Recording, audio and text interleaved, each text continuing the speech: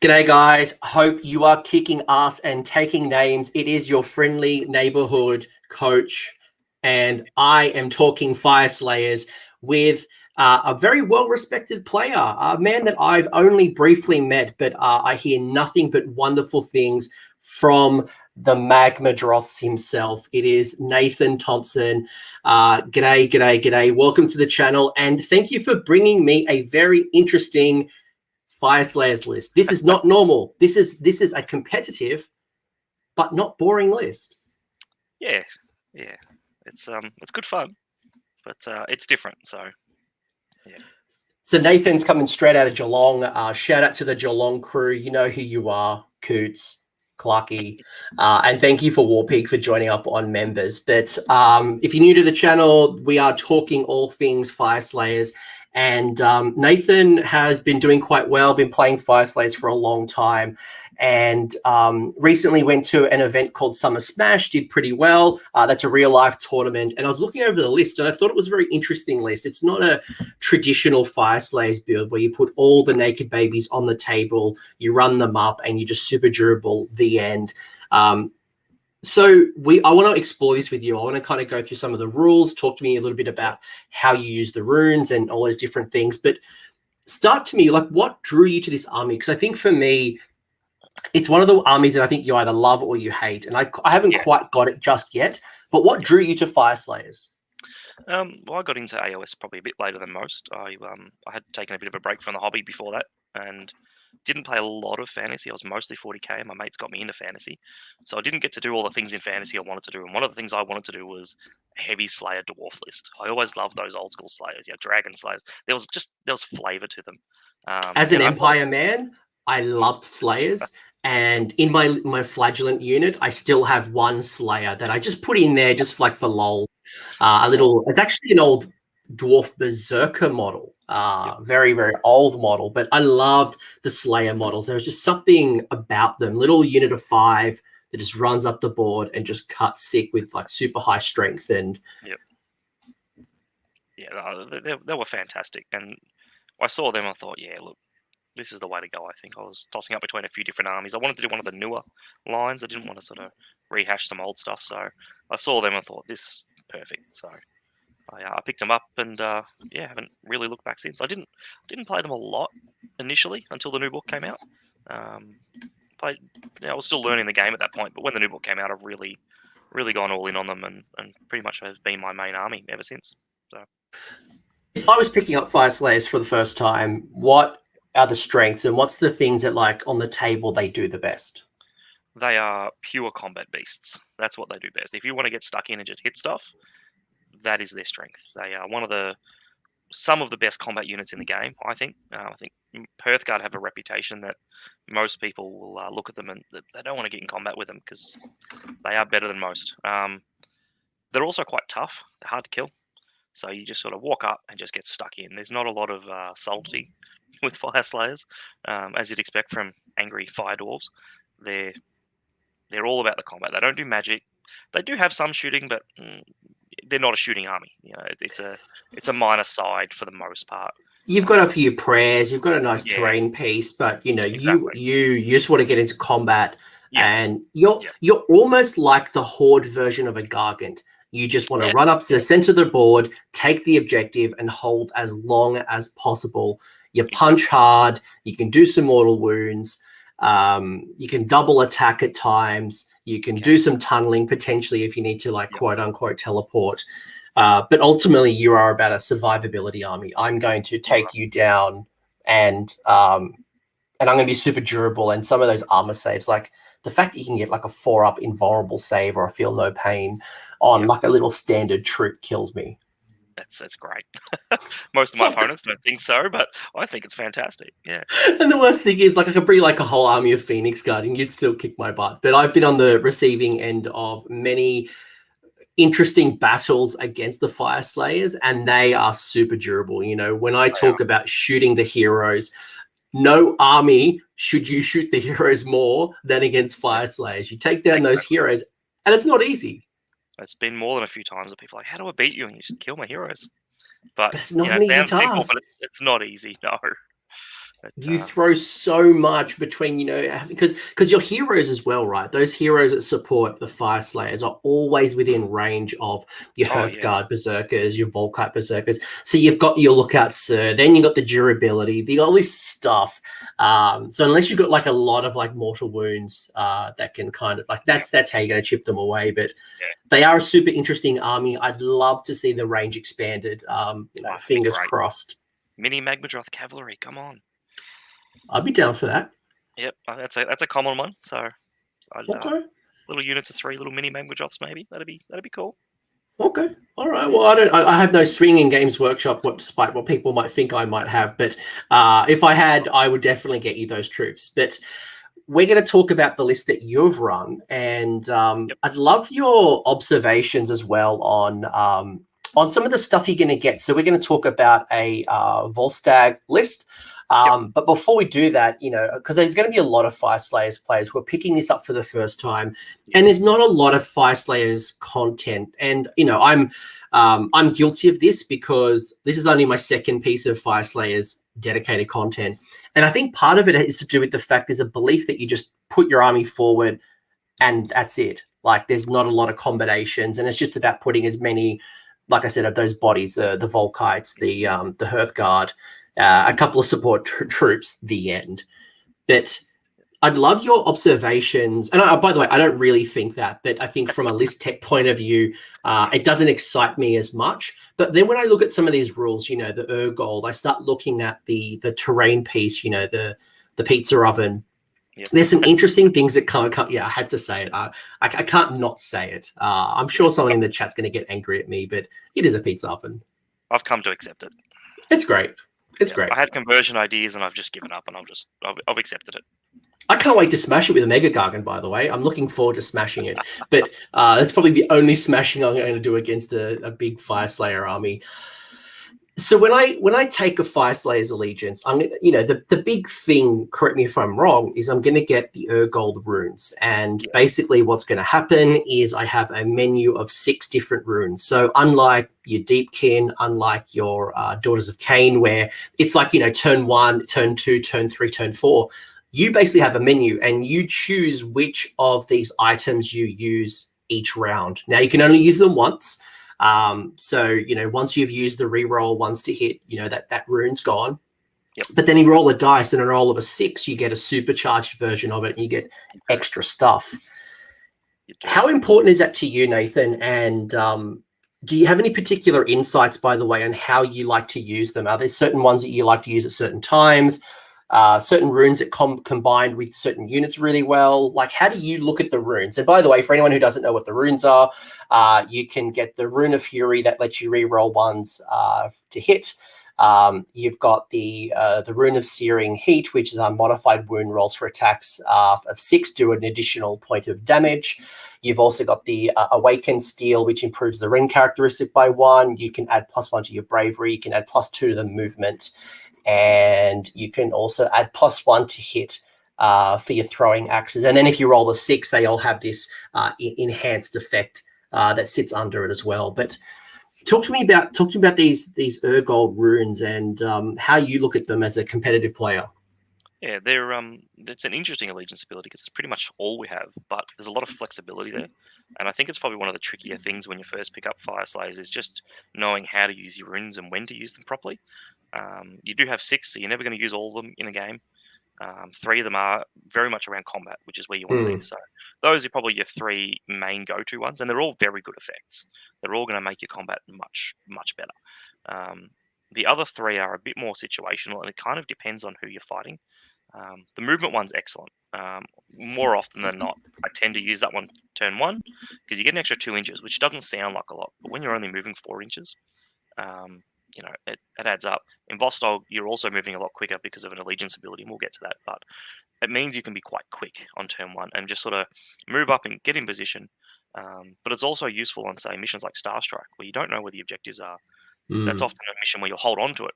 And say turn 2 or 3, if it drops a little bit too far off, you can then use that little speed boost to try and get over where you need to be. So depending on the mission and the player, it allows you to maybe just get on that objective that one turn earlier or move across. So You're looking sort of turns 2, 3, 4. Generally, you're looking to use one of your 3 different combat ones.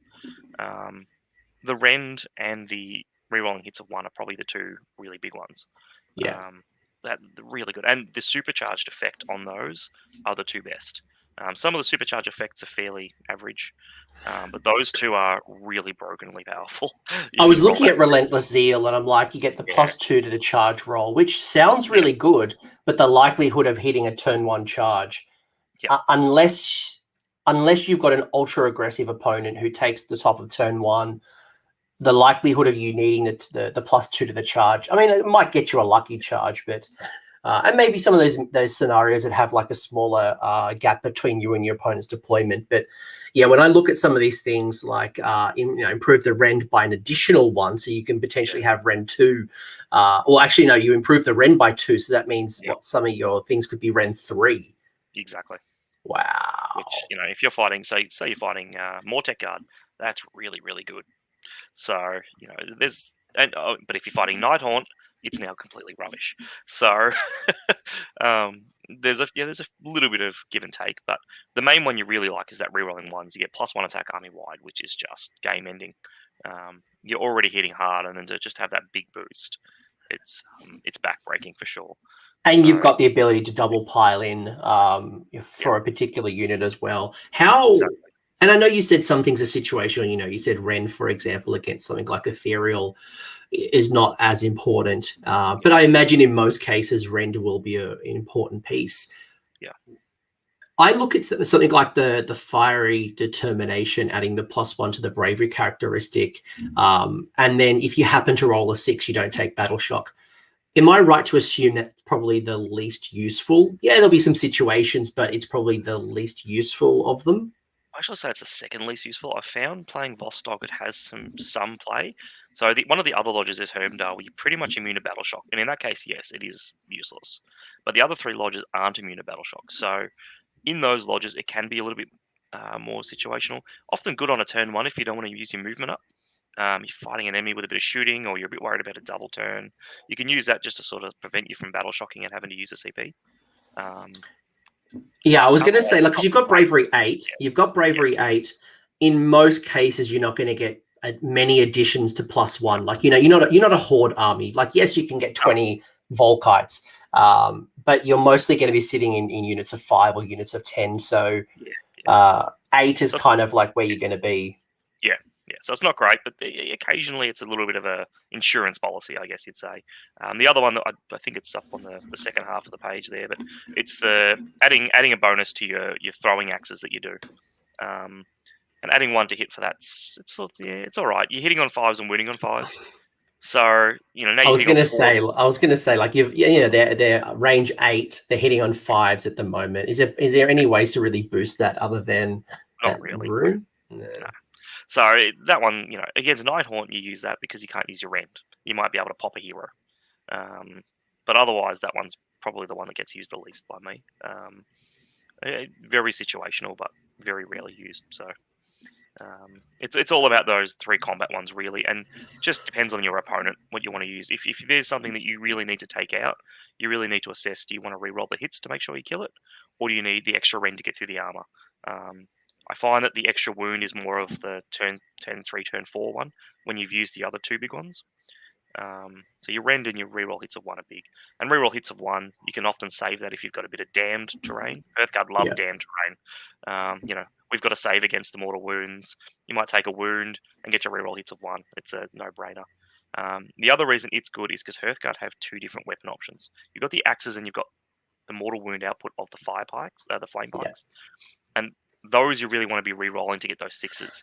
I was just about to say that smoldering, the flame spike poleaxe by rolling a 6 to wound, you get 6 to hit.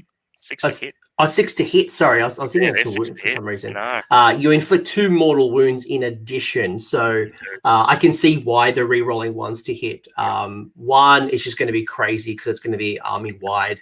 But then 2, you're saving your CP for later turns, and maybe that's when you apply, re-rolling in other turns, as you've kind of done your chip damage. Exactly. So, It's a good way to sort of go, right, I've got 20 of these blokes. Before I lose a few, let's pop this one and blow a hole in the enemy army. So it depends on your army composition a bit and stuff like that. But yeah, they're your go-tos.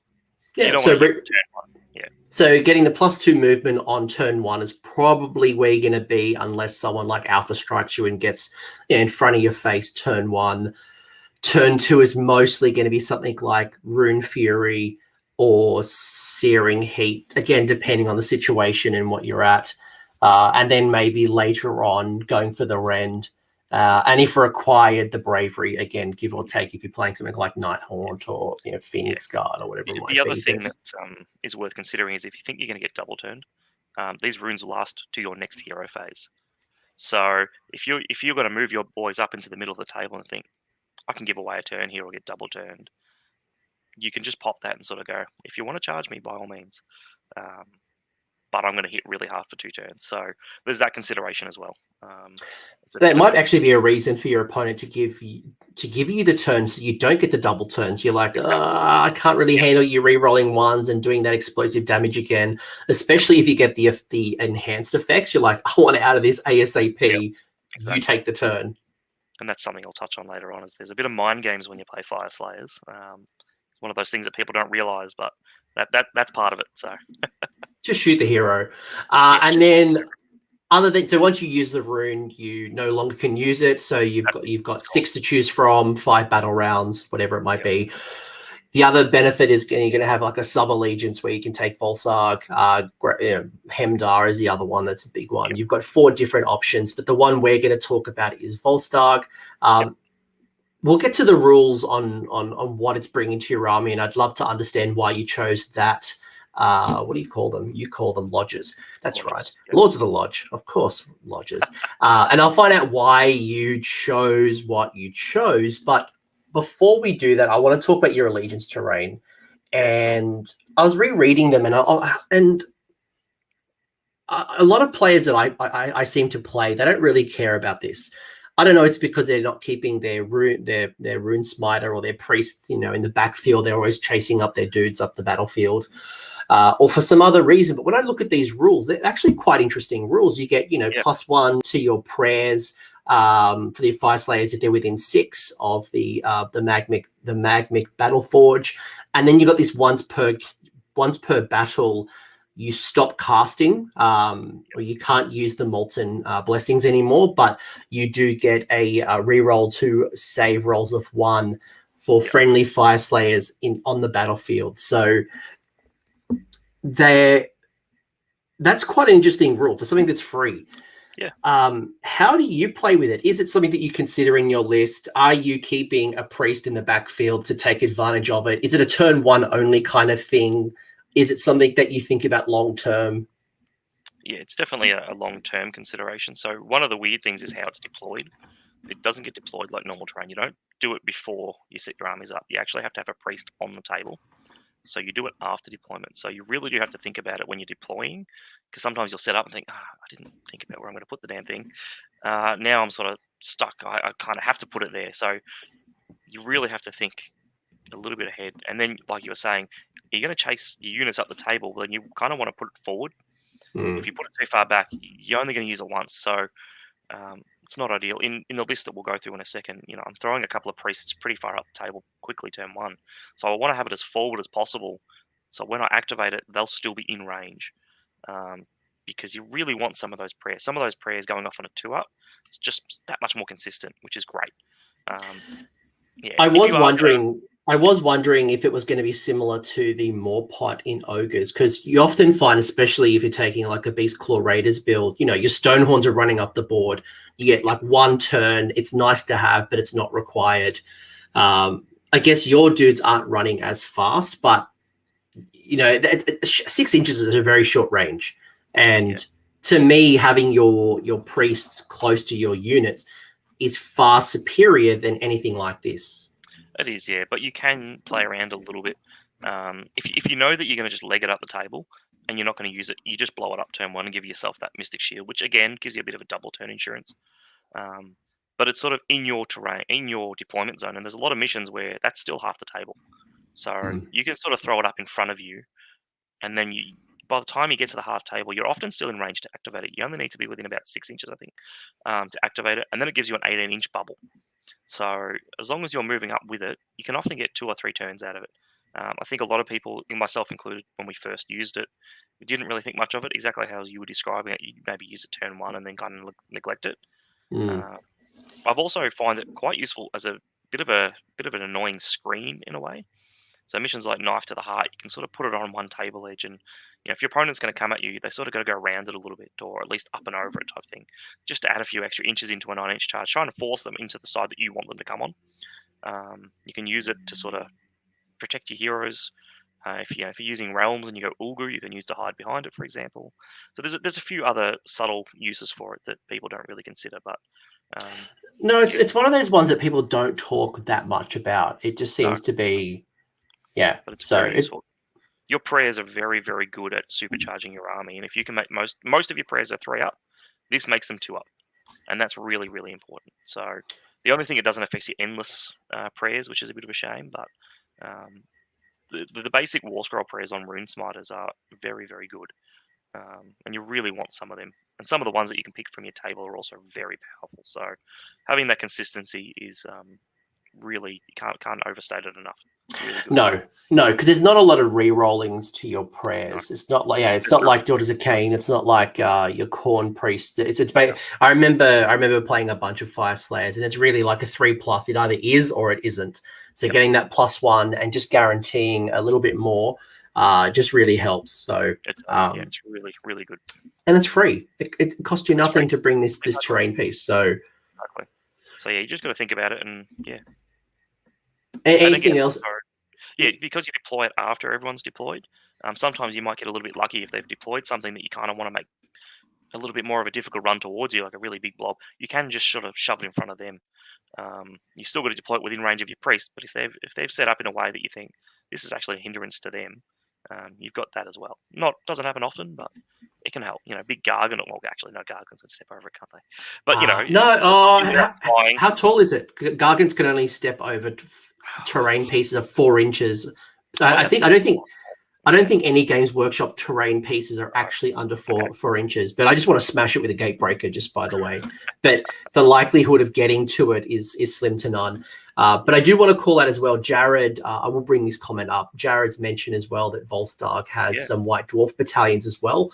So I don't remember exactly which edition, but in the Celestial tomes, there are some additional battalions you can tap into in addition to the ones in your battle tome. It's one of the earliest ones that they did. So I think it's the second one they did ever. So it is a while ago. And one of them is actually quite interesting. It makes Volkites, who are normally a bit of an average unit, it makes them a little bit more fun to play. So Volkites an average unit. They're an average unit. But that's like saying Change Host is slow. True, but it just gives you a little bit of extra play in your army, so which is good because we don't have a lot of options. So no, and there's one particular battalion you see a lot of, and it just gives you a little bit of diversity. If you want to bring down your power level a little bit, if you want to go to your local game store and have a bit more of a friendly matchup or play with some of your different toys, absolutely, tap into these battalions. But there is certainly one battalion that rules them all. We've got Vostarg. And there's a couple of things you're going to get from this. And, I'd love to understand, are all 4 of these important, or is one of these attacks? Why this particular lodge as opposed to the other ones? But for anyone who doesn't know, I know people on the podcast might not be able to visually see this, but a couple of things you're going to get is the Fearsome Surge, which is an ability, and you get to add +1 to the charge roll for Volstarg units. So I imagine this combines well with the rune of +2. So if you get it, it's not bad. Yeah, absolutely. In addition, in your movement phase in the first battle round, you can declare a friendly Volstarg unit can run. Do not make a run roll. Instead, make it just a flat 6. So, again, not having to spend a command point to get a get a 6-inch run. Huge. And that's one of the 2 big ones in this. So this pairs with the command trait, in a way that's really, really good. So that's what it's all about. And I love the little combination when we start moving over to the command trait. And I was just thinking, if you happen to roll a 6 on your rune. I will jump to the side here. Your command trait is friendly Vostarg units wholly within 12 inches of the model at the start of your movement phase can run and then charge. So hold up, I can get +2 to my movement from the rune. I get plus. I know that this is charge +2. So +2 to the movement from the rune. I get a flat 6 run roll. If I happen to roll a 6 on the rune, I get +2 to the charge from the rune, +1 from the fearsome surge, and I can still charge. Yeah, you can. And it's at the start of your movement phase, so you don't actually have to stick with that hero. You can go off in another direction. So that's a really important part of that wording. It's start of the movement phase. So 2 implications. 1, you can go off in another direction, but 2, you really need to think about that turn 1 when you're deploying, because if you stuff that up, which I have, you sit there and go, well, that was the whole point of playing this army, and I've just buggered it up. So you need to make sure that hero is next to what you want running and charging turn 1, because you are fast on turn 1, and people do not expect it. No, like people know that Fyreslayers tunnel, but people don't think about the speed of Fyreslayers. And I know when I've played Fyreslayers opponents in the past, the number one thing they worry about is being outside of their buffs, because 1, you're on 32 mil bases. We are. So, you know, while 12 inches sounds relatively generous, on a 32 mil base, it's actually quite easy for you to get yourself out. And funnily enough, actually, my last game against a Fyreslayers opponent, when they piled in actually outside of it. They got 1 model outside of their buff. So it's super easy to fall outside of your 12 inches. So for me, like that's been like the number one thing is 1, take out the heroes or protect your heroes. But then 2, you got to be really careful about that. Those very short synergy ranges. If you can bait them into overextending, it's a bit of a problem. So I think someone in the chat was asking, how do I beat them? Bait them into overextending. It can really hurt. That's where I found the most success is either 1 mortal wounds from an ability, because, you know, Lookout Sir having a -1 to hit will just make it a little bit harder for your mortal wounds. But if you have an ability that can do mortal wounds, that's just going to be able to take down heroes. I mean, it's not easy, but no. It's much easier than having to shoot them down. Yes. And as you said, stretch them out. Like, you know, you don't have a lot of bodies, so stretch them out as much as possible. Make, you know, tag them from both sides. Try to pull them out and break those 12-inch bubbles. Yep, exactly. If you can get them to do that, yeah. And the one thing I found with running Vostok is I do try and tell my opponents, look, I am quick on turn 1. But people look at you and go, you're playing dwarves? No, you're not. And short of telling them what I'm going to do, I can tell them the rules. I can say what I'm going to do. And they still just don't think it's going to happen on turn 1, and it does. So it's one of those ones that will catch people off guard the first couple of times they play against Vostok. I think, you know, by the 3rd time, if they haven't picked up on it, well, that's on them. But it will catch people off guard big time. And as Ricky said in the chat as well, you know, if you have your tunneling, your magmic tunneling from your Fyreslayers, you know, this is a nice little way to help guarantee or at least improve your chances of tunneling and then charging. So what do you do if they don't take the bait, Marty's asked? You got to get good at your mind games or get them drunk. Go and get them a drink from the bar and see what you can do. And if they refuse, you tell them what kind of dwarf are you or dwarden are you, and try to psychologically bait them. That's the way to do it. The other 2 rules, and then I'll actually get your real thoughts. You got your command ability, which at the start, so you can use a command ability at the start of the combat phase. If you do so, pick a friendly Vostarg hero.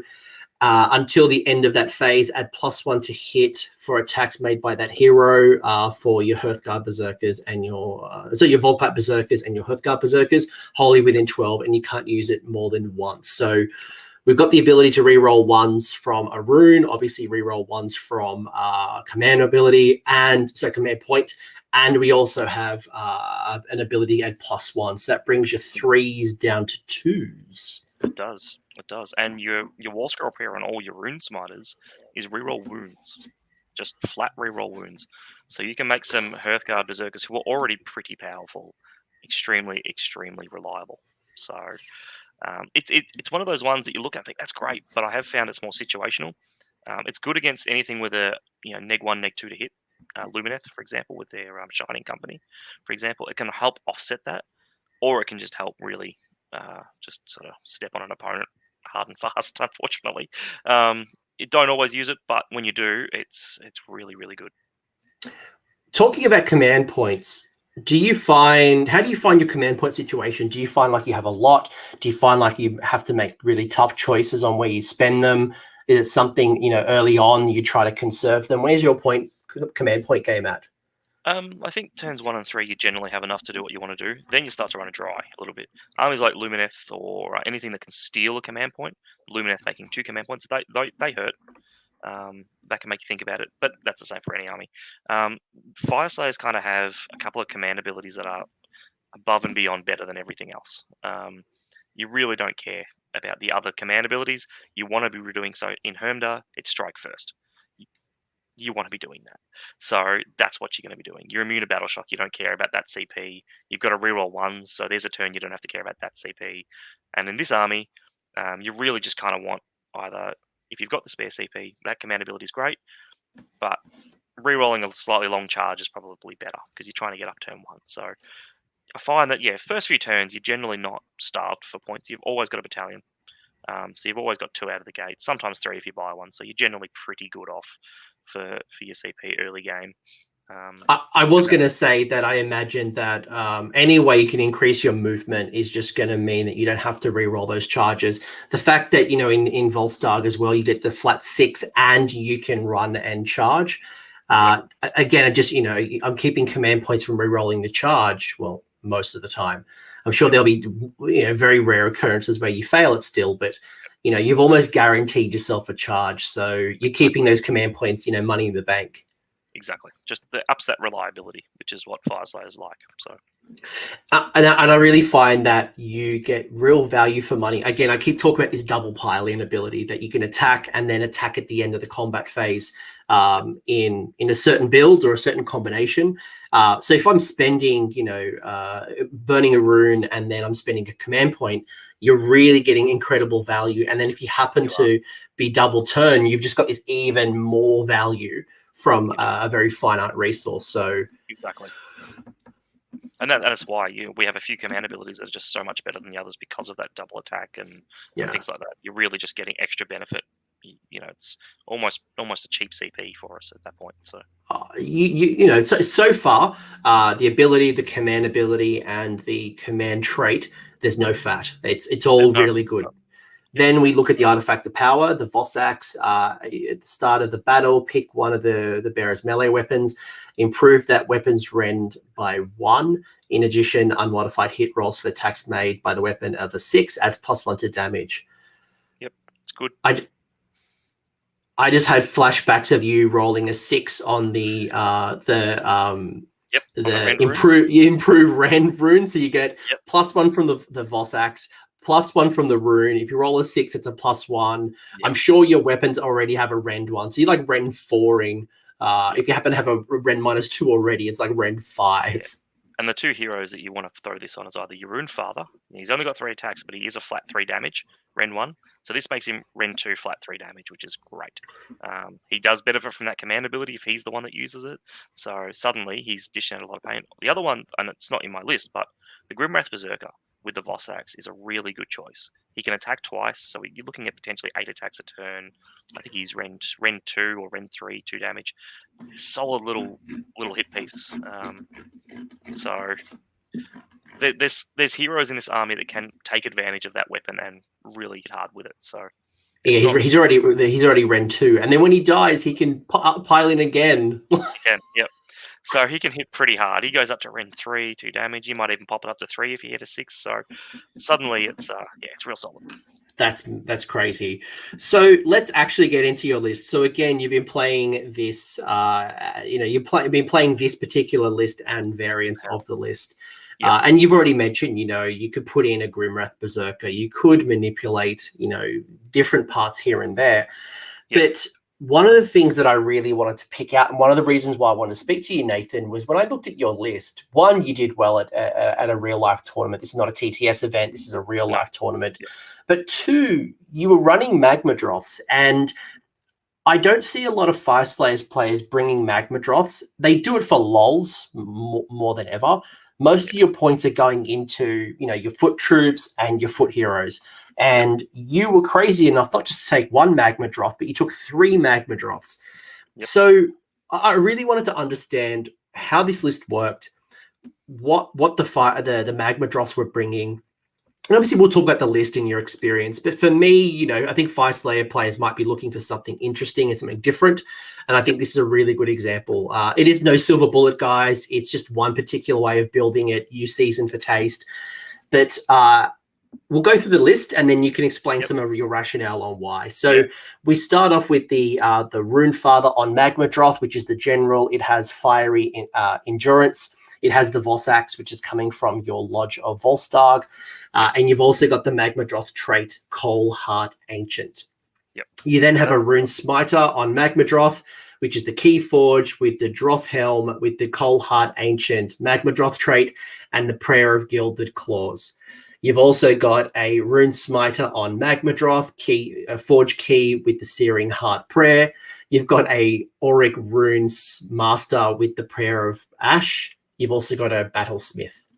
You've also got yourself 20 Hearthguard Berserkers with the Broadaxe. You've got 10 Hearthguard Berserkers with the Broadaxe, 10 Volkite Berserkers with the War Picks and Sling Shields. You have the battalion Lords of the Lodge, which is going to force your hand on some of these choices. And you've also taken the Runic Firewall Endless Spell, coming in at a total of 2,000 points, 133 wounds. So, let's go from the top, or let's go from from your decision tree point of view. Like, talk to me about some of the rationale, because I think for me as well, why a Rune Father? Why not 3 Rune Smiters? Why not all 3 Rune Fathers? You know what I mean? Like, what's the rationale as well? Yeah. Well, first of all, I just want to say that I didn't brew up this list. So this was a list that I did see at another tournament. Good player did. I think his name's Colin Cochran or something like that in Ireland.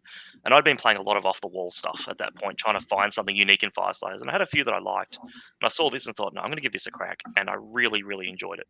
It's a hell of a lot of fun. And I've been tweaking and trying to play with it. But the list as its core is really solid. So the Rune Fathers, you need a Rune Father for Lords of the Lodge, for starters. So you have to take the Rune Father. Same with the Rune Master and the Battlesmith. They're all part of the Lords of the Lodge, and you are always taking Lords of the Lodge. It's so good.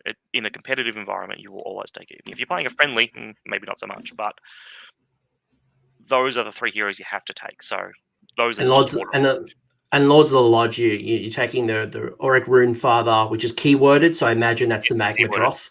That's right. And then everything else isn't keyworded, so you've got the Rune Master, the Battle Mage, the Battlesmith, and the Berserkers, the Hearthguard Berserkers, and it is going to, if the unit of Hearthguard Berserkers from this battalion is wholly within 12 of a hero, so that's all 3 of those choices, the Rune Father, the Rune.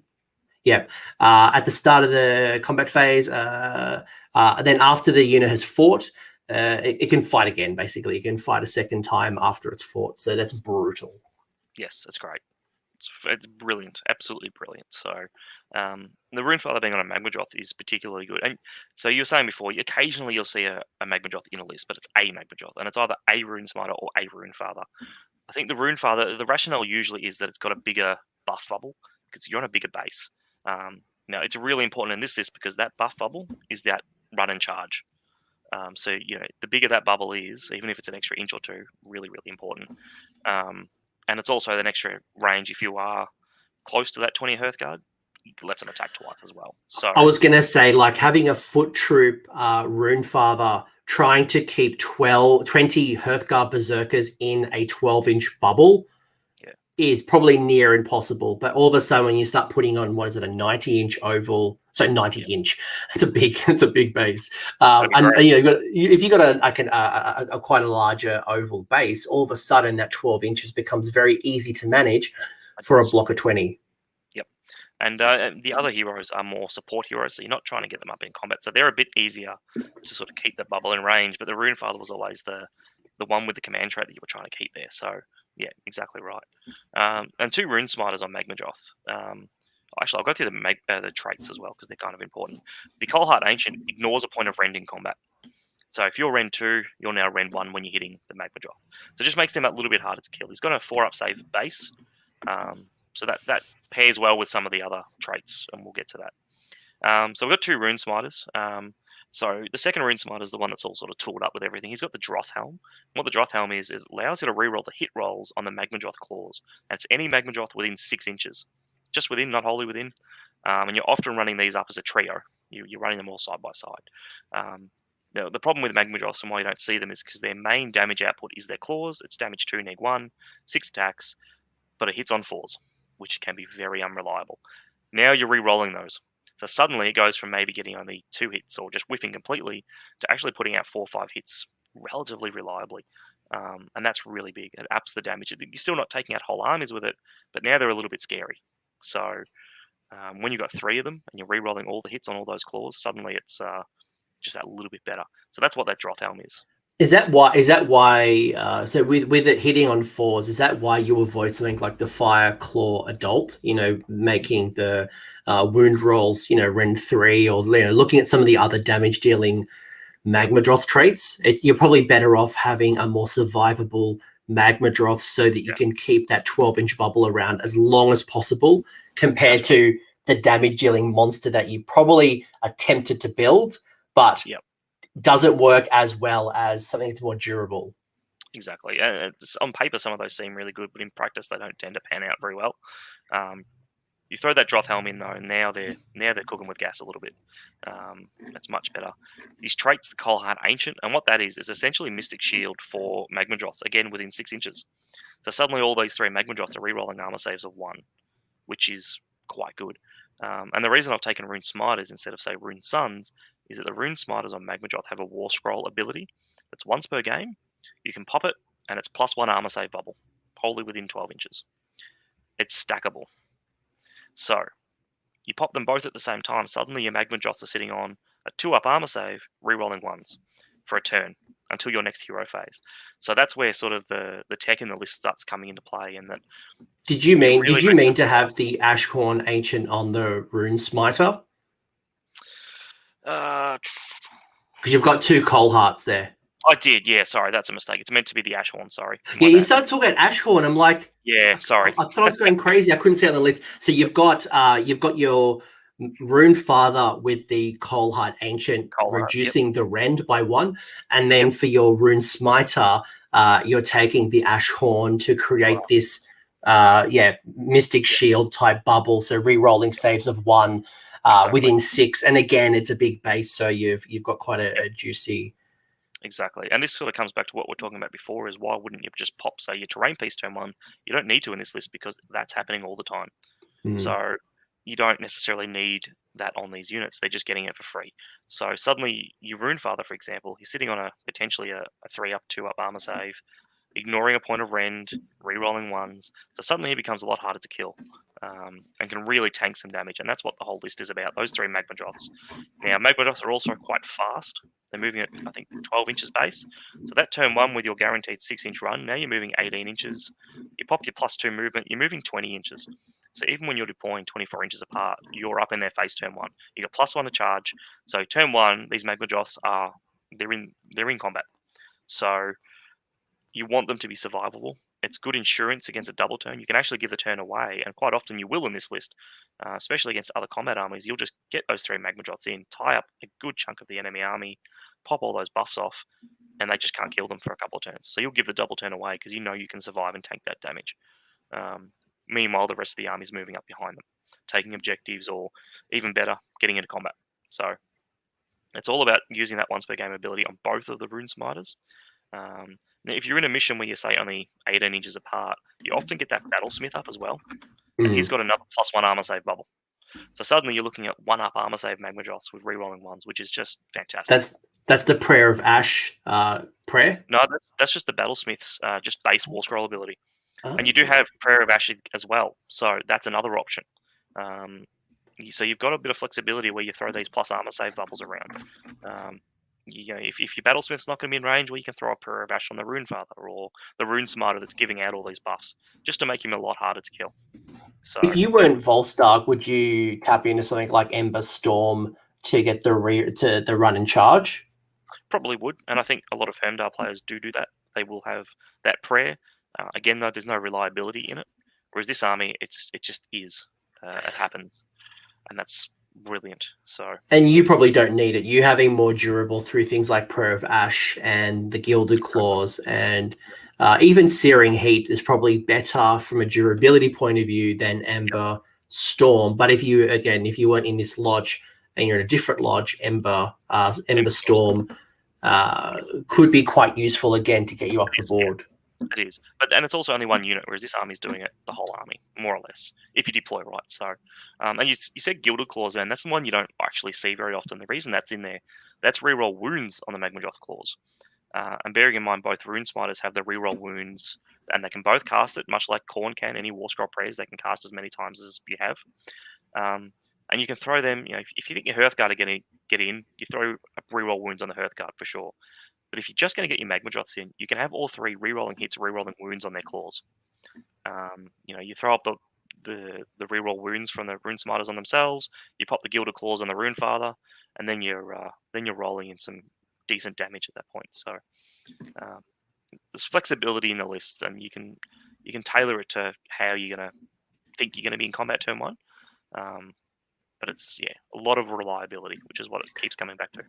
And Jared's in the chat just pointed out he's a big fan of Plate of Perfect Protection in combination with Cold Heart Ancient. With the Prayer of Ash and a banner, makes it 2+ rerolling ones, ignore rend of -2. So take that, Carriage and Overlords. Exactly. It doesn't work against shooting. It's only in combat. The Cold Heart Ancient is only in combat, unfortunately. But Plate of Perfect Protection does. Plate of Perfect is not. So because I take that from my Gargants, that's my one and only defense against KO. I'm like, ignore rend 1. But even when you're a 2-up or a 1-up, even if they've got a rend or 2, you don't care that much. A 3-up rerolling ones is still very hard to shoot through. So bring it on. No, they dig it. So you got your 3 Magmadroths. They're there, 1 for a big base, 2 they do some decent damage. They're probably a little bit inconsistent compared to maybe some other behemoths. Yes. But you're not taking them as Vampire Lords on Zombie Dragons. You're not taking them as more Crushers. I see them very similar to the Free Guild General on Griffin. It holds its own, but it's better off as a support piece and choosing when it gets into battle than running it up the board like a big missile and thinking you're going to smash your opponent, because it will die pretty quickly. It will, yeah. And they've got a few other abilities that I think a lot of people overlook. So they've got a shooting attack, which when you're running turn 1, you're not using, but you don't have to roll to hit with it, and it's good. You have to roll under the unit strength, and it's just flat mortal wounds. And when you're in half range, it's just a flat D6 mortals. So when you have 3 of those, you can really knock out a unit. They've got a tail attack at the end of combat that tends to be D3 mortal wounds. When you wound them, they splash mortal wounds on you on a 4+.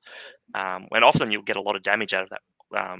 When you're not running a Droth Helm, you do more damage from your splashback than you do the Magmajoths half the time, unfortunately. And that's why you don't see people take them. But there's just that extra little chip damage that they throw out all over the place that really makes them pretty decent once you can give them a bit of a buff. Yeah, I was reading Weapon Breaker as well. That's a really interesting one. At the end of combat phase, pick 1 enemy hero within 3 of this model and roll a dice. On a roll of a 6, pick 1 of its melee weapons and subtract 1 to the hit rolls made by that weapon for the rest of the battle. So, I mean, it is a 6. It's not, but subtracting 1 to hit from a hero again just makes you a little bit more durable if you get stuck in combat. There's also the Neg 2 Bravery from the Rune Father, or the Neg D3 Bravery, I think it is. Sorry, within 3 inches, and that can be kind of useful too. So, yeah. I dig it. So you've got your Battlesmith, you've got your Rune Master there, and obviously they're coming with you because of Lords of the Lodge. Is that a tax? Like, are they only there because of the battalion, or are they there as well? The Battlesmith gives you +1 armor save bubble, which is great. And it's got another ability that's not often used, but some missions it's good. When he dies, a nearby unit can pick up his banner. Now they can't move after that, but they can re-roll everything basically. Reroll hits, reroll wounds. So if you're on an objective and you have no plans of moving and he does die, you can just make that objective all that much harder to take off. So he's not really taxed. He's generally, you see him taking the artifact in most Fyreslayer lists because he's got the access to the anti-magic bubble. So you often see him have the artifact. So this list doesn't have the magic defense, and that's why I'm in Shyish, because we were using Realms at Summer Smash to give myself a bit of magic protection. But So in this, he's possibly a little bit more of a tax than normal, but still a +1 armor save bubble's good no matter how you slice it up. The Rune Master is probably the closest thing you could say to a tax, but it's another way of getting prayers. It has a decent prayer that can set terrain on fire, which can be nice against horde armies. It's still useful. It's got extra wounds. I think he's 6 wounds as opposed to 5, so he's a bit tougher to kill. Yeah, he's 6 wounds. And you want 2 heroes up with your Fyreslayers for Lords of the Lodge, just in case one does get popped. So, sort of attacks, but not really, at the end of the day. So, by the way, the banner rule that you're talking about is the none shall defile the icon. And the Volcanoes Call is an interesting piece from the Rune Master, because a lot of armies are now coming with faction terrain, and for some of them, they're hugging that for a buff. You know, the Gitz Loon Shrine will give you immunity to battle shock. Skaven are hugging theirs to get +1 to cast. There's a whole bunch of different ones that are, you know, really synergizing well. Or hey, you know, you've got yourself the Seraphon Temple, and maybe you've garrisoned a wizard in there. Boom, you know, cast that prayer and do some mortal wounds, and treat that terrain piece as deadly as well. So, poor old Sylvaneth. Yep, 30 dryads in a woods are tasty. Yep. I got to call this out. Angus has mentioned a game that he played, and he was just saying he broke every weapon on Morathi except Morathi's snake head. That's right. Poor Morathi. Poor Morathi. But you know, like overall, you're putting a lot of points into your heroes because they are ultimate buff pieces, and you've got yourself your 20 Hearthguard Berserkers, your 10 Hearthguard Berserkers, and your 10 Volkite Berserkers. Am I right to assume that the 20 is going into the battalion for the double pile-in? Absolutely. And I've taken all broad axes. This is the question you'll see if you ever venture into any kind of Fyreslayer forum, which most people don't. There's always the question, do I take the pole axes or do I take the broad axes? It's asked ad nauseum. Why I've got the broad axes is because there's a lot of things now that are forcing you to reroll hits of 6, and that makes those pole axes really bad. All their damage is from that roll to hit of a 6. So when you're forced to reroll it, not so great. I've also got 2 Rune Smiters who allow you to reroll wounds, and on the broad axes, that's really, really good. +1 to hit from the Vostarg command ability, rerolling wounds on the broad axes. You're hitting on 2s, you're rerolling 3s to wound. Very, very good output on a unit that's doing -1 rend 2 damage with a 2-inch reach, and attacking twice. It just makes them just absolute steam drains, plowing through anything that they come into combat with. So, and that's why they have that reputation that they do have. That's why I've gone for the axes, because again, it's just that reliability that this army puts out. So I'm sure that question will come up at some point, but that's why. There's always the question: do I arm my Gits with, you know, spears or stabbers? Do I arm my Kurnoth hunters with scythes, bows, or swords? It's always like the question of every Facebook group is what do I arm? What's best? And I guess there's an argument, right? Like if you're not in a meta that forces the rerolls to hit, you know, the flame strike pole axe.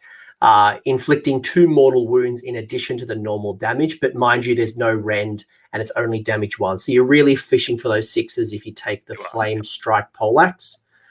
But if you've got the broad axe, you are getting more consistency. They're all still hitting on 3s, wounding on 3s for both weapons, but you're getting rend 1 for 2 damage. So it's real good. You're not fishing for 6s. No, and that's where that extra rend can come in handy. You know, if you're fighting Mortek, you want that rend as well. It all comes down to reliability. It's very, very reliable. In saying that, against Mortek, you also want to do the mortal wounds. Just straight up, you can ignore their stupid shield wall. But the thing that really makes them super awesome or super jerky, depending on which side you're on, is the duty unto death, making them a 6-up, feel no pain to wounds or mortal wounds, or if there is a hero within 10 inches, you're getting +2 to that roll. So it's basically meaning they've got a regular armor save of 5-up, but then getting an additional possibly 4-up. You really should be keeping, for every unit of Hearthguard Berserkers, you always should be having a minor hero minimum supporting them to make them a 4+. Absolutely. And that comes back to, are those heroes taxes? Not really, because you need them anyway. So It's fine. You have to have them. The other thing is too, yes, they're a base armor save of 5 up, but the battlesmiths give them +1. There's so many armor save bubbles in this list that often Hearthguard can be a 4 up, 3 up into a 4 up, and that's where that durability you were talking about earlier comes from. They're just good armor save and a really good after save as well on a 2 wound model is a lot. It's hard to chew through. So you told me how amazing Hearthguard Berserkers is, and for anyone who's ever played against Fyreslayers, you don't need AOS coach to tell you how good Berserkers are. So why do you have a unit of 10?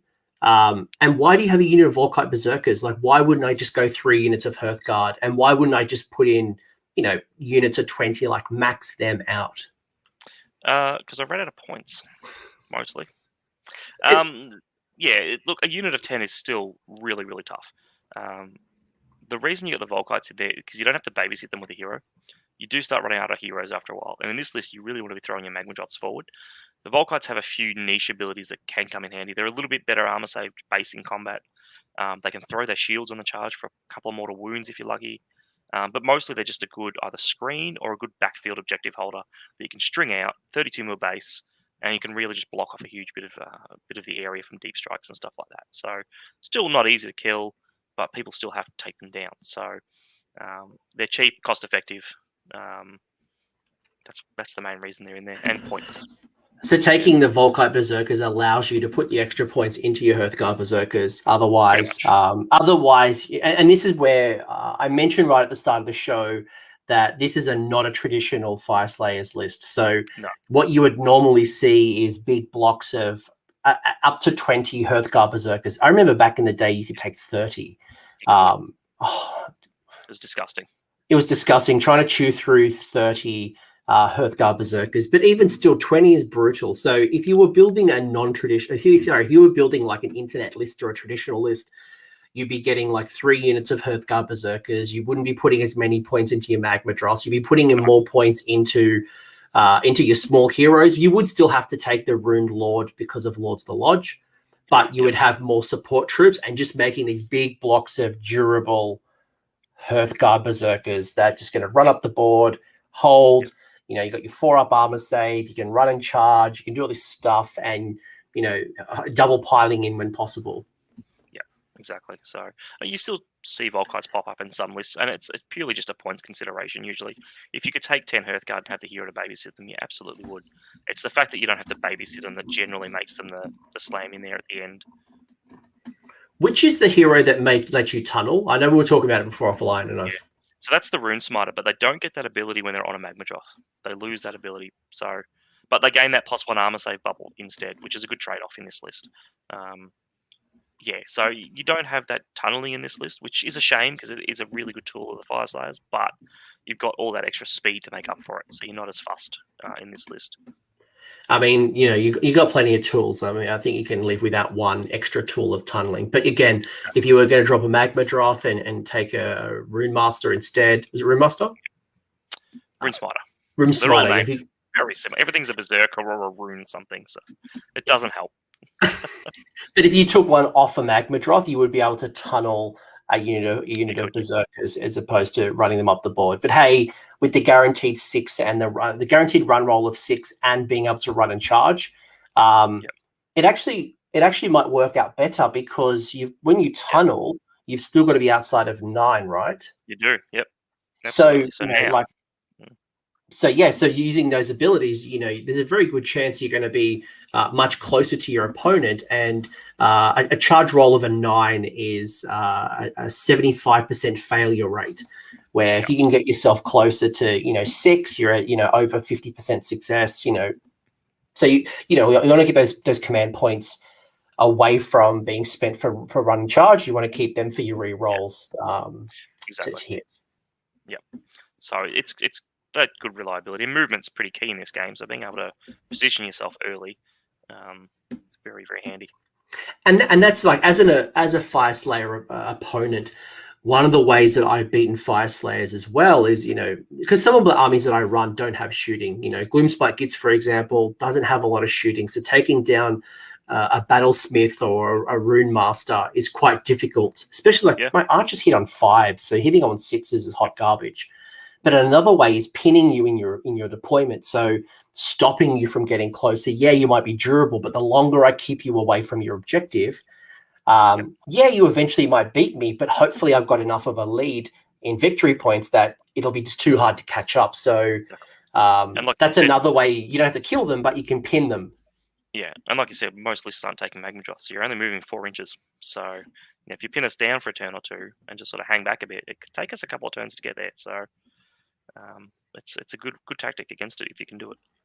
Yeah, like you don't have to kill them. Like you don't have to destroy them. Like there are ways to beat them, and pinning is a perfect example, and just keeping them away from objectives. Yeah. So you got your Lords of the Lodge, which is going to let you double pile in once the unit of Hearthguard Berserkers has attacked, which is crazy good. But it's so good, especially with the unit of 20 Hearthguard Berserkers. You apply the rune, you apply all these different buffs we've talked about with rerolls, or adding +1 to hit, some XYZ. Talk to me about this endless spell, endless prayer. Just quickly, one of the things that people miss in Lord of the Lodge is you don't have to be within 3 inches to do the second piling. So if you charge, you can then still pile in 3 inches. So it's good repositioning as well. So Slanesh, for example, had to be within 3 inches to do it. Fyreslayers don't. So that's something to be mindful of. It gives you that little bit of extra speed bubble. So if you're learning to play the army, it's often overlooked. But the Firewall is one of the 3 endless spells we have, but it's a defensive one. The other 2 are more offensive. But the Firewall is much like the endless spell that blocks line of sight. Functions in pretty much the same way. The wording on it's a little bit unusual. It's I think it's if a model is measuring its distance or line of sight. You're talking about drawing line of sight. A model can't see another model if there's an imaginary straight line. Basically, essentially draw a wall. Unless the model's going to fly, you can't see. You can't see it. And it's from the middle of the base to the middle of the base. That's the wording in the rules. So the thing with that is a 32 mil base that's standing flush up against it is always going to be within 1 inch of the firewall. So you can't shoot them. You can't see them to shoot them. And that gives you, the whole plan of shoot the heroes. The firewall's in there to try and protect you against that. A lot of magic requires line of sight as well. Now, things like KO or KO can get around it a little bit, but Techless or anything that has those AoE models, the firewall doesn't do anything against it. No, like Lord Croak or the Star Drake, the Star Drake's Reign of Stars.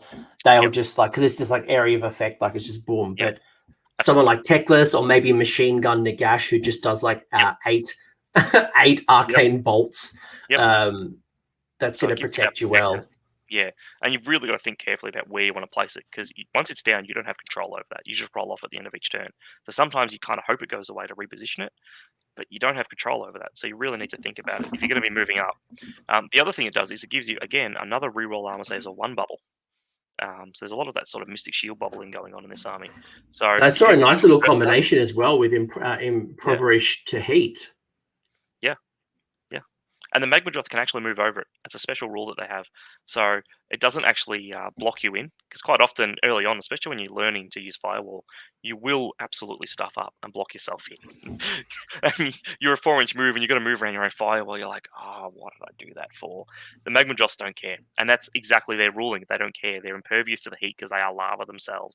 So from a fluff perspective, it's really cool. And it allows you to sort of screen things off and have these Magmadroths charge up over the top and stuff like that. Doesn't get to happen very often in game, but it's cool fun. So, and then it also allows you to re-roll save rolls of 1 that attack Fyreslayers within 12 as well. So not only are you not being targeted because you're within 1 inch of the base, but then anything within 12. So it almost allows you to extend that rune of getting +1 to your armor save, also re-roll to your armor save. And keeping a command point up your sleeve, because you've now got the rune who's the endless prayer or endless spell doing it. Or it might mean you can keep that rune up your sleeve a little bit longer while the firewall is on the table. Exactly. And again, it's another reason to make better use of your terrain. You don't have to pop that terrain at the start of the game because you've got other ways to reroll 1s anyway. So, if you can position it right and get more use out of that, you can then use the firewall to reroll your 1s and so on and so forth. It's a prayer, so they can't get rid of it. Your opponent can't spell it. I was just about to say that as an opponent, it grinds my gears that I can't take down the Khorne Hex Gorgeous Skulls because that hurts me. And looking at this, I can't dispel it. So if I have a priest, I can't dispel it. If I have a wizard, I can't dispel it. As an opponent, I can't do anything. It is up to you to roll that 3 up. You get it, you get it. You don't, you don't. Exactly. And it's great at even just blocking other people off. Like if there's a big unit, you want to make them walk around it, you put it in there and slow them down. It's also really good for that because they can't get rid of it. It is notoriously unreliable for me. I have lost games because I couldn't roll a 3 up to save myself, or it's dropped away at the exact wrong turn. I was like, oh no. So you do have to think about that. You can't rely on it sticking up. You have to have a contingency plan. But when it stays up, it's so good, and that's why it's often in the list. I've tried playing around with a few alternative lists, and the Firewall's really the only spot that I try and swap out. Sometimes I put in some Aether Wings when I've had a few games in a row of not being able to roll the damn thing, but I always come back to it because against those key matchups, your weakness is shooting. This helps you protect against that shooting. So, yeah. When it goes, I mean, Aether Wings are nice for 40 points. You know, even if you had 50 spare points, the command point would be nice. But just the abilities of being able to block off line of sight, being able to re-roll armor rolls of 1, to be able to pass through it as magma drops, that's a pretty tasty investment. Is the molten or the flame spitter endless spells? Would you bring them into your list for a different reason, or you just find the defensive power just stacks super well with what you're already doing? Because you've already got so many synergies, right? You know, between the Prayer of Ashes, you've already got the 4-up invulnerable save for the feel no pains. You've got so much endurance here, even with Cold Heart Ancient. I like the Flame Spitter. I do use it occasionally. It's good for clearing hordes. It's even good for trying to take a few wins off a hero if you're trying to get lucky. The third one, I don't even remember its name because I literally don't use it, unfortunately, because it's a really cool model. But it's got a random roll and things like that, so it just often doesn't end up doing anything because it's just short range and So I've got to ask this question. Because he is essentially like a pseudo Fyreslayer. Maybe one day he will become the new Fyreslayer king. But you've got Gotrek. Yep. Is Gotrek worth putting into your list, or even just a generic Fyreslayer list in general? Like, what's your thoughts with Gotrek, being that he is essentially 1/4 of a 2,000 point army? I could take 20 Hearthguard and a hero for the same points. I'd rather 20 Hearthguard. They're just better at taking objectives. They've got more staying power, arguably. They'll dish out more damage, potentially. So I think Gotrek's cool, but you're not getting any real benefit from your allegiance abilities or anything like that.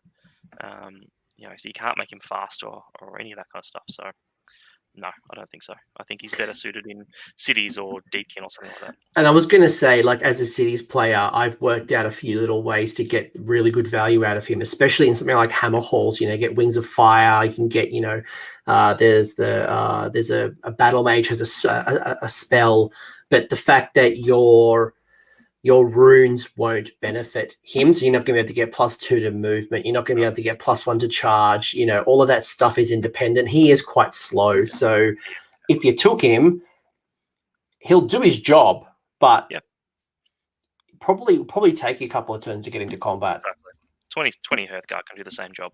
So and you're probably better off get a tunneling block of Hearthguard instead. Exactly. So unfortunately, because he is a cool model, but I don't think he's worth it in Fyreslayers, no. No, it makes sense. I think the challenge with your army is that there's just so many points going into, especially your core troops, and then making your core troops better, which then makes me think about your allies. You know, you've got Dispossessed, Ironwalled Arsenal, you've got your Caradhran Overlords, you've got your Stormcast. Would you bring in something like I could see you bringing in like a gun hauler, for example, or 2 gun haulers, 130 points. They can fly high. They're relatively independent. You could get like a gun hauler with a bunch of balloon boys, like your Wardens or your Engine Riggers, and they would kind of lists, with like the Hermdar, because you're not very fast. They've got that speed and flexibility to sort of, if your opponent gets a bit cheeky, now you've got something that can pop over and take that. So in those lists, gun haulers are not bad at all, I think. Yeah. What about things like your gyrocopters? I've thought about them. I think they're all right actually, but I often find that it's a points thing. Hearthguard are pretty expensive points wise, so you don't often have a lot of points to play with. I quite like Aether Wings as well at 40 points because they can be a quick little unit that can zip up, take an early objective, and almost bait your opponent to move up a bit quicker to charge them, and that leaves you a little bit closer to counter charge them. So I've always found Aether Wings to be a fun little unit, especially now at 40 points. I took them at 50. When they were 50 points, I still thought they were good value, even just as screening units, cheap objective scorers. Yep. But I think, like when I look at your list, I think the challenge is just things are so expensive. Your battle line's expensive, your heroes are expensive. And Hearthguard get a unit discount, so you really kind of want to get to 20 if you can to make the most of it. So, yeah. No, I dig it. Is there any other changes you'd possibly make? I know you've just had your you've just had Summer Smash, based off what you played, and like the meta. I think about things like Lumineth. I know in the UK, for example, you're seeing a lot of archer builds, so doing 80 shots, blocking line of sight. They could take down your heroes probably. They'd snipe them pretty quickly. Techless, Zench, some of those meta armies. Is there any changes that you would make in the future, or you think it's quite solid for what it is? Look, I think it's pretty solid for what it is. Those armies are always going to be a struggle no matter what you do because they can outdrop you. There's not much you can do about it. You can't get Fyreslayers to be a really low drop army. You take really big concessions to do so, and it probably hurts more than not being low drop. I've been fortunate that I get to play Lumineth as often as I would like to. We've got a local player who's very good with them. So I get to play them a lot. I find the speed is where you try and overcome that. You try and just get up in their face quickly and try and deal with it. 80 shots of archers don't do much when you manage to kill 40 of them turn one. So you just try and get up in their face as quick as possible. That's one of the reasons I've moved away from the anti-magic bubble that you see most people take. It's an artifact that the Battlesmith can take. But with the likes of Croak and Techless, there's only so many 4-ups to ignore magic you can roll before you start to fail some. So this is just a case of very basic, good defense is a good offense. Get up in there and put it on them to think about what are they going to do, and they might not be used to that, and try and make them to make mistakes and things like that. So I've tried playing around with the different lists, but because you got Lord of the Lodge, there's a huge chunk of points. You're going with the 3 Magma Drops. That's a particular build around. And at that point, you really don't have any points left at all. So there's not a lot of flexibility, and there's not a lot of unit options in Fyreslayers either. No, like I'm looking at I'm looking at your army selection now, and you've got the Underworld's Warband, you've got Doom Seekers. We mentioned earlier you might bring in the Grimwrath Berserker, but otherwise, and obviously we could drop the Magma Drops and bring in more Hearthguard and turn that Volkite into a Hearthguard, but. Other than that, other than pulling in allies, you've only got so many tools to play with. You do, yeah. And I honestly, I got a little bit sick of playing with nothing but Hearthguard. It's the go-to build, but it can get pretty boring after a couple of years non-stop playing the army. There's not a lot of flexibility in it, so that's why I'm shying away from that. Is it a better list? Maybe. I think for the pack that we played in, there's a lot of missions that require good movement. And those lists really suffer heavily from anything that requires movement, especially mid to late game. So, Star Strike or anything like that. So I think it really depends on what the mission pack will look like as to whether or not this list might be better. I think its slow speed against all this shooting is problematic. You can't catch KO unless they make a mistake. You can't really catch up to Zinch. You can't close the gap on Lumineth quick enough. So I think this list at the moment probably overcomes the biggest weaknesses as best as it can. So, yeah. I like it. No, look, I like it. Again, it's a different build. I think there's a lot of Fyreslayers players who have probably got a bunch of Magma Drops but haven't found a reason to play with them other than that forced one with Lords of the Lodge and, having that larger base. But I think bringing a second one, bringing a third one, I think at least if nothing more, give it a try. It's a bit of fun. You are doing well. It's got some speed as well. So I think that's one thing it's got up. And it's got more wounds on a hero, on Magma Drop, and just generally the buff range from being on such a larger base compared to your small little troops. The amount of times I've caught off a Fyreslayer's opponent by stretching them out and getting them outside of those 12-inch buffs, this is just much more generous. Yeah, it's good, and it's a lot easier to sort of to play because you're just smashing those magma drops up turn 1. Arguably, it's easy to play, but I guess I'm used to the army. Been playing them relentlessly for several years now. So, but yeah, you're not thinking about if I roll a 6 to run on my Hearthguard and I roll a 1 on my Battlesmith, what do I do then? Everything's just moving 6 inches turn 1. So, yeah, that's a lot. I like it. Do that baiting, so to speak. Yeah. Maybe the final question I've got for you is there anything that you've learned kind of through your experience that might not be as obvious or evident that if I pick this army up for the first time, I wouldn't notice? And I obviously I've kept calling out the buff range. I'm used to 24s and 18-inch kind of ranges. 12 and on 32 mil bases is something that that reminds me of when I played Gits and I had like hordes of 60 and I had to within 12, like I'm just very manipulating and bubbling and, trying to maneuver units within range. But is there anything else that, I should think about as a Fyreslayer player that, from your experience you've picked up? Yeah, there's probably 2 main things, and we've touched on it throughout this whole video, but it's positioning is really, really important. You're slow.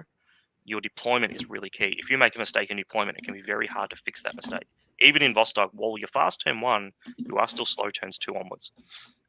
It can be hard to fix that mistake. And you need to sort of think a couple of turns ahead, probably more so than a lot of other armies. So where do you want your firewall? But where is my heroes going to be 2 turns after I put my firewall down if it doesn't go away? Where am I going to put my battlesmith, my terrain piece? Am I going to be able to use it turns 2 and 3? Where am I going to put my priest? Do put my terrain piece down? How is that going to impact my movement turn 1? Can my 20 Hearthguard get around it? Things like that. So you really got to think about that carefully. And some of the buff ranges you're saying, it's when they're checked also makes that positioning. So the run and charge is checked at the start of the movement phase. So if you stuff up in your deployment phase, that's it. You're done. It's whoops, game over. Not game over. So how do I avoid that? Before we move on from that point, how do I avoid that? I have a little reminder sheet that I always have in front of me. Play the game against mates a few times. Really make sure you remember this is what my army does. I have to make sure he goes down and he's within range of X or X. Have a plan. So in this army, I always have the Magmajoth set up in the exact same configuration. I have the Rune Father to the left or right, the Rune Smiter with all the buffs in the middle, and the Rune Smiter that doesn't have any other buffs on the other side. Whatever side the Rune Father's on, the 20 Hearthguard need to be on as well to be all wholly within 12. And just always remember with Fyreslayers, wholly within 12. You need to keep that in there. So, and that's where I caught at my opponents is in combat they set up to be wholly within 12, but then they got excited with the pile in and they piled in to try to wrap around. And it was that moment that they went from the perfect setup of being within 12 to double attack into stretching themselves out and having one model, because it's wholly within as well, correct? So yeah, I think it's wholly within. Yeah, Lord of the Lodge is another weird one in that it's checked at the start of the combat phase. So as long as you're wholly within 12 at the start, you can still double pile in. But if you get double turned, well, now you're not. So you really that was where I got them. Yeah. So they might get a bit eager and go, I can get there and I can kill it. But then if you get double turn, you think, actually, no, I don't get my ability this turn. And that can be really rough. So you really have to have a bit of restraint. You have a 2-inch reach.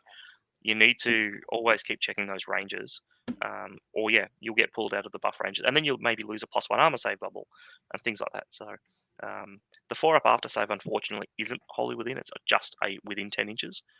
So it's very hard to pull people out of that range, unfortunately. But yeah, it's good. The other thing I think a lot of people don't think about when you play Fyreslayers for the first time is there's a bit of mind games with the army. Hearthguard have a really, really strong reputation, let's say. If people know what Hearthguard are, they don't want to be in combat with them. So you can sort of try and use that to your advantage. If people look at the 20 Hearthguard and Lord of the Lodge and go, I'm not going anywhere near that part of the board. And you can really try and use that to your advantage. I often pop them down first in my deployment phase, and people look at it and go, actually, maybe I won't put that unit there. I'm going to put it over here. And it throws their battle plans off. And tunneling with the Rune Smiters, if you do take it, is another one. Anything that teleports always makes people think about it, doesn't it? It makes you go, okay, well, now I need to set some screens. But when you're tunneling with Hearthguard, people really, really panic about it. And often I don't care about a turn 1 charge. I just want to pop down on an objective. But they don't know that. And that's where something like an Aether Wing is good, because it pushes you up the board and keeps you outside of that wide 9. Exactly. The thing that I find with Fyreslayers opponents is that, people talk about shoot the hero, take down the heroes, and it seems easier than it is. And you noticed, turn one, I'm going to put all my firepower into the heroes and try to take it down. But because of Lookout Sir, that's a big one, keeping your little dudes next to your units to cause -1 to hit. Yep. You shoot at those heroes, and unless you've got a lot of ranged mortal wounds, especially mortal wounds from abilities, you may realize with all the after saves and just like some of the negs to hit, you may not take down the hero. So you're like, right. And then turn two.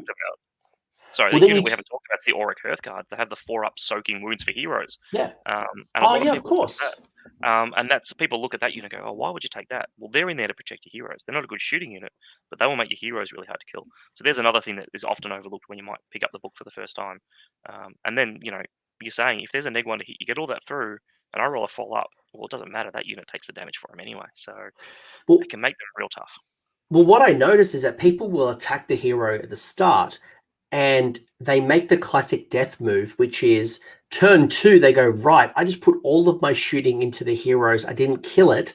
I'm going to now shift my attention to the Hearthguard, the Volkite, whatever it might be. When actually, really, you should just keep focusing on those heroes. Yes, it might take you 2 turns. Yes, it might take you 3 turns, depending on what type of shooting you've got and how much you've got. But the moment you start taking down those heroes, you start reducing the power output and the defense of Fyreslayers. So as a Fyreslayer player, protect them at all cost. And as an opponent, find ways, whether it's through arcane bolts, whether it's abilities, spells, whatever it is. Like you've got to persist. You've got to, even though you feel like it's wasted, you've got to persist. Otherwise, those Volkites are just going to absorb damage. You're going to be. If you think about everything we've talked about, it all stems from the heroes. The 4-up save becomes a 6-up save. The 3-up armor saves become 5-up armor saves. All that stuff goes away when the heroes can't double pile in. Can't double pile in. Can't strike first. Can't run and charge. It all disappears. Yeah. And then, Hearthguards still have a really good base wall scroll attack, but they're a lot weaker and they'll die in return. So suddenly, it's a good trade. And that's why everyone says kill the heroes. It's one of the more important armies. Similar to Nighthaunt, if a lot of people pick up Nighthaunt for the first time. Without the heroes, the army starts to not function so well. You start to lose a lot of really key pieces, and it falls apart very quickly. And that's where you might then start pulling out the bravery rune to try to keep those bodies alive, because battle shocking Fyreslayers is quite enjoyable for me. Probably hurts a lot for you, given the sheer durability, the 2 wounds apiece. So that is a really handy rune to pull out when you start losing those heroes. Yeah, and that's another thing. If you're struggling to kill them, things that can automatically kill models can really hurt. So Stardrake's bites are really unpleasant against Hearthguard if you don't pile in properly. The new Daughters of Cain. I was literally about to say that. Yep. Those are really good because they just bypass all those saves. So things like Purple Sun can be a little bit daunting. Probably not as daunting as it might look, but it's still good. I was thinking about my Mega Gargant stuffing some dwarves in my pants because I was going to roll a 4+ and I'm stuffing you in my pants. Exactly. All that stuff's really good against Hearthguard, so it just bypasses their rules. So actually, there's something to watch out for. The Mega Gargants that can stuff you in your pants, they can break your unit coherency. And while it's a jerk move, and I don't like it, if you string out your bodies, especially against a Sun's army, I could delete half your unit because you've broken coherency, because you've piled in first. Stardrake. Because mine activates on my pile in. So if you attack first and then I pile in and you have no ability to pile in again, I can take up to 3 models, break your coherency, you can't get back. Yep. No amount of inspiring presence is going to keep that part of the unit on the table. So you'll lose 50% up to. Yep, absolutely. And it's a really good thing to do if you can't kill Hearthguard. It's like I said, it's not great, but Hearthguard aren't great to play against sometimes. So fair's fair. Stardrakes do the same thing, and I've had it happen to me against a Stardrake before. I'm like, oh yeah, that was a mistake. You try and maximize the models, and they just go those 2, and you're like, oh, hang on, I'm in some strife here. So 2 wrongs don't make a right, Lisa. Yeah, true. And as Dice Sagas mentioned, the heroes on Magmadross, are they easy targets? I would say they're easier targets because they don't get Lookout Sir. Do Hearthguards get to bounce those mortal wounds onto them? Cool. So you're ignoring cover because they're a monster, so you're not going to get any cover benefits from being on terrain. You're not getting lookout sir because you've got more than X wounds, and you've got you can't get the Volkite, the Hearthguard Berserkers to absorb damage on their behalf. So I find they're much easier to kill. They might have more wounds, They do. but they're easier to kill. They are, yeah. And Firewall isn't as effective for them because you can't hide your line of sight of 3 Maple Drops behind a Firewall. And that's why this list is all about popping those armor saves up. So suddenly those easy to kill targets can be a little bit harder to kill again. So, yeah, and that's why things like Chain Shows can be problematic because they can outdrop you and just go, right, your Rune Father, it's dead. And you're in some strife. Croak is a really problematic matchup. The Doors of Cain list, KO can be problematic if they're low enough drops. But you're fast enough with your Magma Drops, you can actually catch them turn 1 if they don't deep in the corners. And that can really be problematic for a KO player. So if they're not careful in their positioning, I think KO a fair game. Yeah. With all the shooting. That was a bit rough, but that's now been nerfed with the new book. So take that, Michael. I'm an upcoming Doors of Cain player, but that's because. I may have bought the new book as well. So, to be fair, like I'm converting mine as a cult of Slanesh, so I'm not quite. Awesome. It's my CanCon / Armies on Parade, so I'm not like Michael chasing the filth. I'm going full Melusai, nothing but snakes. So, should be interesting. Are they the only other things you'd kind of point out at this particular point? Yeah, I think they're not. They don't have a lot of options, so there's not a lot of depth and complexity to the army. Unfortunately, there's a little bit of room to play, but it's not. It's not cities where you've got 70 odd war scrolls. There's only so many things you can do. So, look, you do have some options as well in your allies if you do want to find some variety. You've got the Eye-World Arsenal will allow you to bring like rocket batteries if you want some shooting from afar. You've got your Dispossess, you could bring Dispossess, you could bring some Iron Drakes or get yourself some Hammerers or a Warden King. Your KO can get yourself a boat, gun haulers or engine riggers, and Stormcast. Obviously, you could get tons. There's a lot of other armies too that can actually take Fyreslayers. So KO have one of their skyports where you can bring a unit of dwarves, which includes Fyreslayers. So you can take an army that's two-thirds KO, 1/3 Hearthguard, because that's what you're taking. Sylvaneth, I know Sylvaneth aren't great, but if you want a bit of fun and you want to tone your list down, they've got I think it's the Ironwood or something like that. Ironbark. The Ironbark. Yeah, that's the one, Ironbark. Which is, quite a cool little option if you want to mix and match it a little bit. So there's that other inverse as well, where they're good allies in their own right in those sort of 1 in 4 style builds. They could be quite an interesting army to take as well. So as allies, they're not great because 400 points is limiting, but 1 in 4, they're an interesting take. There you go. Cool. Nathan, this has been awesome. This has been interesting. I might have to actually get the internet list and talk about it at some stage, but it was really nice to go through an alternative build for Fyreslayers. I hope Fyreslayers playing, listening to this, at least curious to put 3 Magma Drops on the table and try something a little bit different. Give your opponent a different experience, and they might be surprised. They're like, wait a second, I've never seen these things on the table. What do they do? And I think you still will surprise them. They've got some good stuff. But is there anything you want to shout out? I know you're a big Geelong boy, and it looks like the Geelong crew have jumped in the chat. Michael is crying a little bit because we've cut him deep. He'll get over it. Yeah, well, I just want to say hi to all the Geelong crew. I mean, it's the reason I play Warhammer. We've got a great club down there, and it started out small and expanded very quickly, and we've never looked back. So. I love it. I love all the guys there. So give them the biggest shout out for sure. Anyone in mind? Anyone in particular? I'll shout out Coots and Mike because they're in the comments commenting away. But everyone in the club is awesome. There's no one standout person. Everyone's great. Everyone contributes. Everyone pitches in. You've got Richard. He runs our tournaments with Throw the Dice. You've got Coots who's been just a constant beacon of positivity and things like that. You got Mike, who's great from a competitive aspect and bouncing lifts ideas off and endless chatter. So everyone, everyone in there. Dale, my best mate, who got me into AOS again in the first place. Ryan, the other bloke, got me into AOS. So all of them, excellent blokes, every single one of them. So no, shout out to the Geelong crew, except Michael. And Guff as well, because they're the ones that host us every Tuesday. So they give us a place to play. So thanks, Paul.